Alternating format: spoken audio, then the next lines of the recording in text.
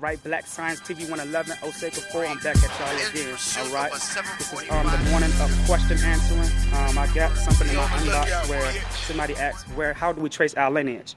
Now, first and foremost, in order for you to even ask that question, you must know who you are first. Because when you know who you are and what you are, then you will know what your lineage is. You can't just say, what lineage do we come from, and you don't know who you are. Because you might connect yourself to a lineage that may have an agenda, such as religion, such as titles of people who's trying to become sovereign and things of that nature. So, if we are spiritual people, then first and foremost, we have to find a spiritual lineage outside of the body. The physical body can't identify who you are because you are not the physical. I'm going to say that again. The physical body cannot identify who you are because you are not the physical. So all these titles that we try to obtain in this world is bullcrap.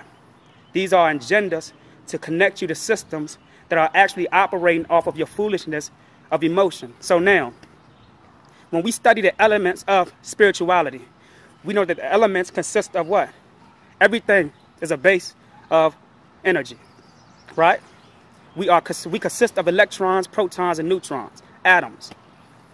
This is what we are. We are everything outside of ourselves.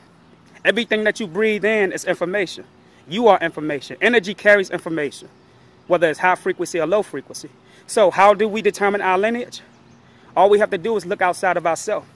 Like I said, certain things you can't look inside of yourself and get, because certain things inside of you will only point to the physical.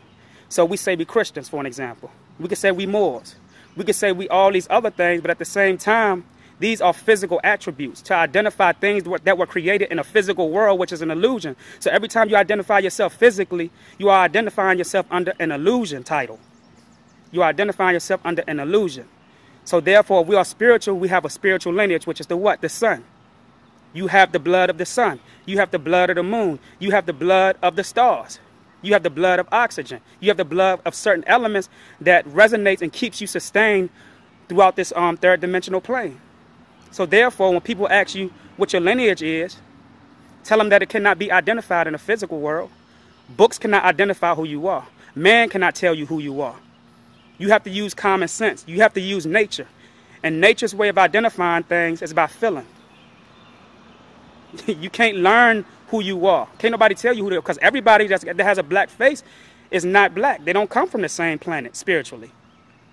See, we try to find bloodlines as far as geographical areas, physical on the earth. All right, I come from Africa. He comes from China. She comes from Japan. No. We have to identify spiritual bloodline by planets. This is where astrology comes in. And they only give you 1% of your sun sign. They only give you 1% of something when you are reading your sun sign, and that's off calculation. The time is off calculation.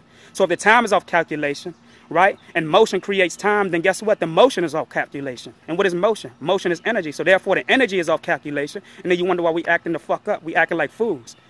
Because we are not on the right time, which is your own specific time. You are on a time that was created in an illusion.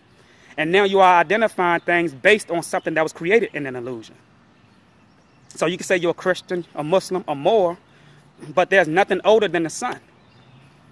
This is the sciences. We keep saying that we black scientists. We walk around and say, well, I got the degrees, but the degrees is not, you can't identify degrees by physical body. The degrees is the sun, which is the projection of what's inside of you, your thoughts.